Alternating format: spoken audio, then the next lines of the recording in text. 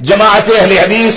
سلفی دعوت، منہج سلف اور اس انداز کی جو اصطلاحات ہم ماضی میں کثرت کے ساتھ کتابوں میں پڑھتے تھے، اب وہ چیزیں ہم کو سوشل میڈیا میں سننے میں آنے لگی ہیں۔ لوگ یہ اعتراض کرتے ہیں کہ چند سالوں سے کچھ لوگوں نے منہج سلف کے نام سے نئی باتیں ایجاد کر لی، نئی چیزیں ایجاد کر لی۔ اب لوگوں کو گمراہ کرنے کے لیے قرآن و سنت سے ہٹ کر کے سلف صالحین کے منہج کی ایک نئی اصطلاح معاشرے میں عام کی جا رہی ہے۔ اس طرح کے چیلنجز ہمارے سامنے میدان دعوت میں ہیں۔ آج کا دور جو ہے وہ اس کا ایک المیہ یہ ہے کہ آدمی مطالعہ نہیں کرنا چاہتا۔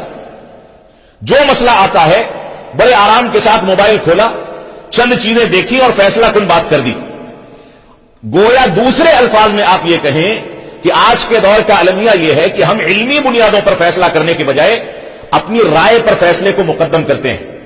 اور یہ المیہ آج کے دور میں طلبہ میں اپنی جگہ پر ہے اور علماء کے اندر بھی یہ چیز داخل ہوتی چلی جا رہی ہے۔ جبکہ اسلاف امت رائے کو پیر کی ٹھوکر پر رکھتے تھے،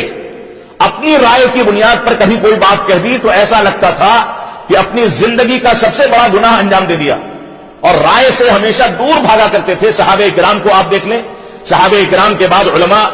تابعین، تبع تابعین، علماء مجتہدین اور علماء محدثین، سب کو دیکھ لیں، رائے کبھی کسی نے قائم نہیں کی، بلکہ یہاں تک صورتحال ہوتی تھی کہ دلائل کی بحث و تحقیق کرتے، نتیجے پر نہیں پہنچتے تو یہ کہتے کہ میں جس نتیجے پر پہنچا ہوں یہ ہے،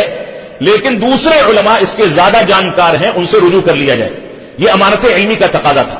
تو موجودہ دور کا ایک المیہ یہ ہے کہ ہم رائے پر اعتماد کرنے لگے ہیں، اور وہ رائے کسی عالم دین کی ہو تو قدر غنیمت ہو سکتی ہے، وہ رائے ہر اس جاہل کی لی جاتی ہے جس کو دین کے اصولوں سے واقفیت نہیں ہے، جو دین کی بنیادوں سے واقفیت نہیں رکھتا، جو دین کے اصولوں کو نہیں سمجھتا، دین کی بنیادوں کو نہیں سمجھتا، اس کے باوجود سوشل میڈیا کا ایک پلیٹ فارم کھول کر کے بیٹھ گیا اور ساری دنیا کا مفتی اور علامہ بنا بیٹھا ہے۔ اور المیہ یہ ہے کہ علماء اور طلبہ بھی اسی کو سنتے ہیں جس کے ویوز زیادہ ہوں، جس کو لائکس زیادہ ملیں، جس کو زیادہ سنا جاتا ہو۔ آج کے دور میں ایسی ایسی شخصیات ہیں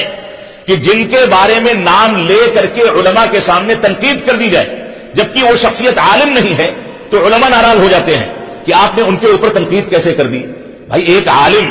اگر غیر عالم پر اس کے غلط مناہج کی بنیاد پر تنقید نہیں کرے گا تو کیا کرے گا؟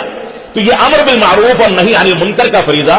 علم کی بنیاد پر لے کر کے چلنا، علم کی بنیاد پر کوئی رائے قائم کرنا، علم کی بنیاد پر کوئی فتویٰ دینا، اور اپنی نجی رائے سے یا چند لوگوں کی رائے سے بچتے ہوئے دین کے مسائل کو حل کرنا، یہ بہت بنیادی مسئلہ ہے۔ عمر بن خطاب رضی اللہ تعالیٰ عنہ کی جانب ایک قول مروی ہے، ایک قول منسوب ہے، ایاکم واصحاب الرائے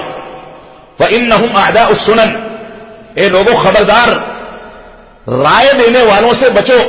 کیونکہ رائے دینے والے یہ سنتوں کے دشمن ہیں، حدیث رسول کے دشمن ہیں۔ اور اعیتہم الاحادیث ان یحفظوها، فرماتے ہیں کہ حدیث کو یاد نہ کر سکے، حفظ نہیں کر سکے، حدیث کا حق ادا نہیں کر سکے، تو ایسی صورت میں انہوں نے کیا کہا؟ فقالوا بالرائے، تو اپنی رائے کے ذریعے گفتگو کرنے لگے، فضلوا واضلوا، جب رائے کے ذریعے گفتگو کی تو خود بھی گمراہ ہو گئے اور لوگوں کو بھی گمراہ کر دیا۔